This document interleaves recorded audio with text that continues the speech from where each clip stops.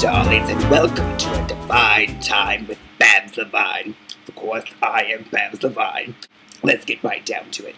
I just have to say, I am so pleased with the amount of you wonderful fans of mine, my dear, dear public, who have subscribed to this YouTube channel. It is so wonderful.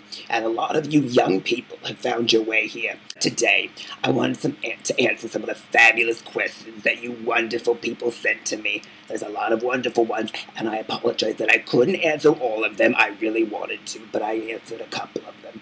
So keep sending in your questions.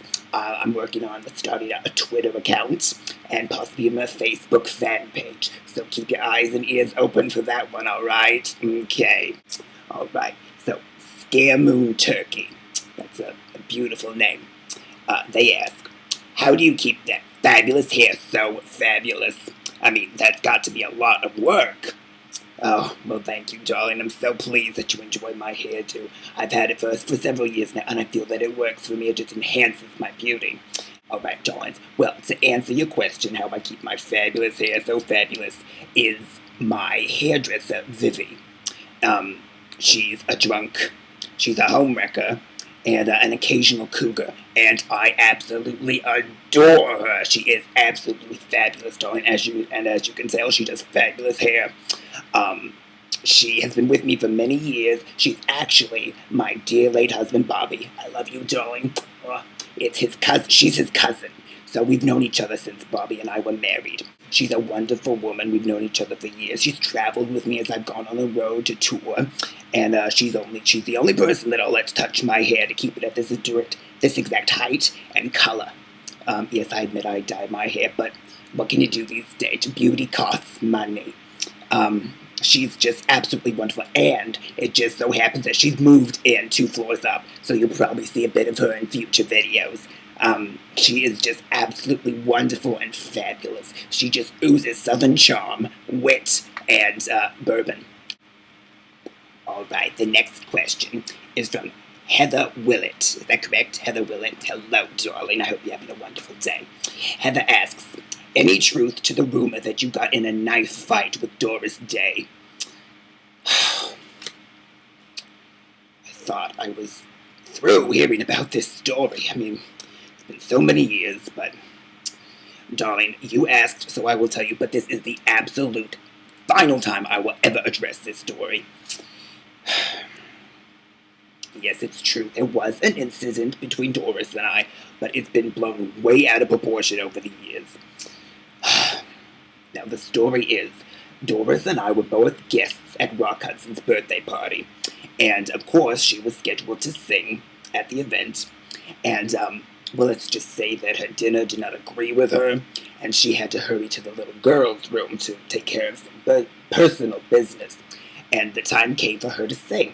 Well, of course, she was off, doing her thing, so I graciously agreed to stand in her place until she returned.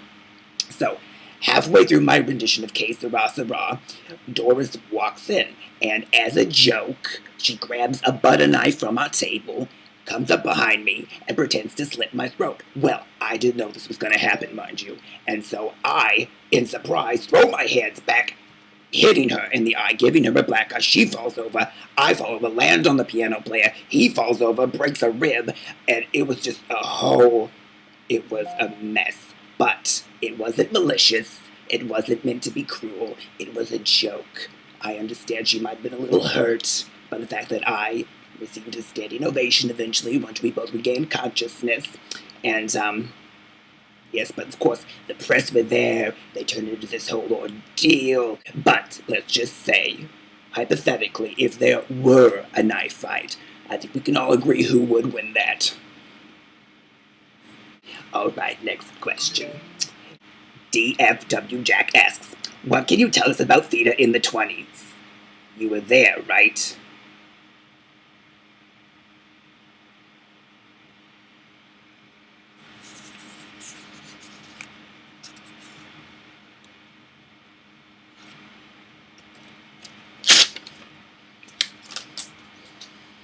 Alright. This question comes from Raspberry21. Oh, what a delicious sounding name, Raspberry21. All right, they ask, who has been your favorite person to work with in your infinite experience?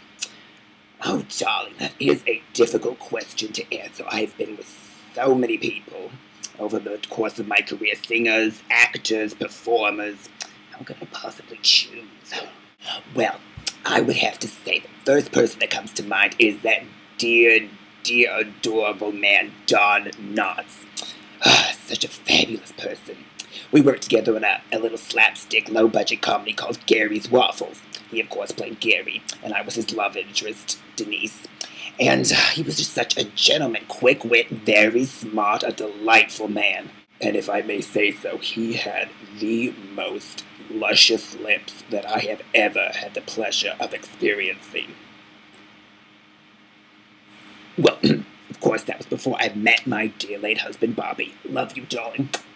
But really, Don Knotts, not bad. Not bad.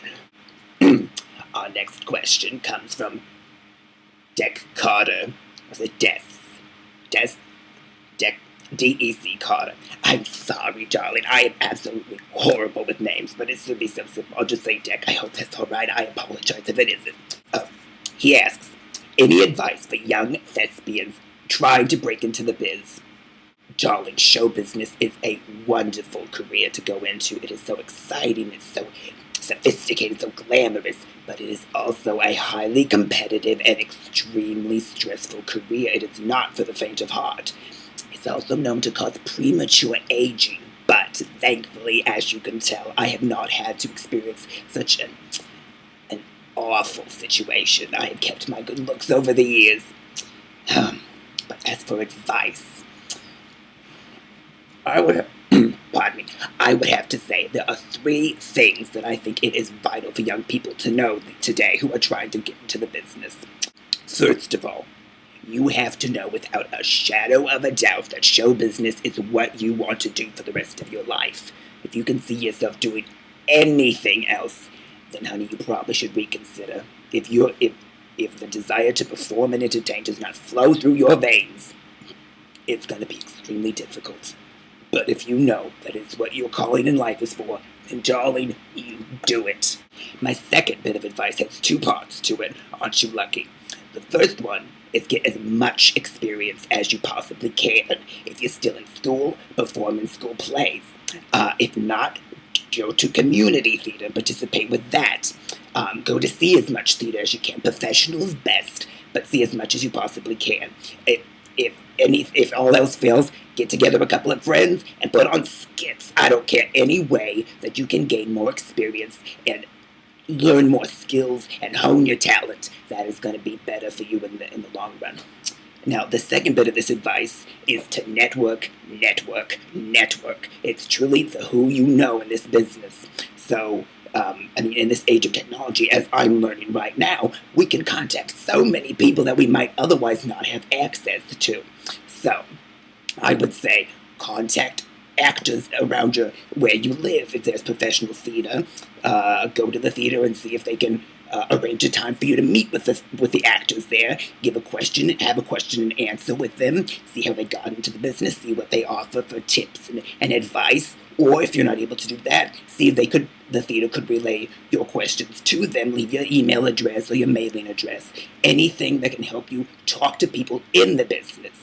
Because, first of all, you need to have opportunities to hone your skills and strengthen your talent. And then you need to know people that will help you use your talent.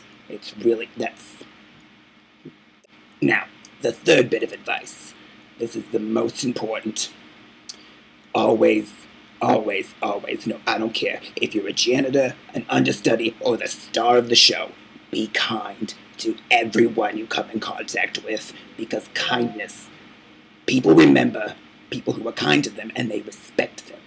Treat people the way you want to be treated, because when the time comes when somebody's looking for an actor or whatever it is you want to go into, sweetheart, they will remember, oh, that person, they were so kind. I want to work with them. I want to give them an opportunity to have this job. Kindness goes a long way, darling. And all the best to you. Mwah. Hope it all goes well. Our last question for the evening, darling. This has been so much fun, hasn't it? I just love it. It comes from B Bundy '09. Hello, darling. Hope you're doing well. All right, B Bundy asks, what musical would you love to produce now if you had unlimited funds, a great cast, and a fantastic crew? Well, B Bundy '09, that is a wonderful question. I do love the theater, and there are so many fantastic Broadway shows out there.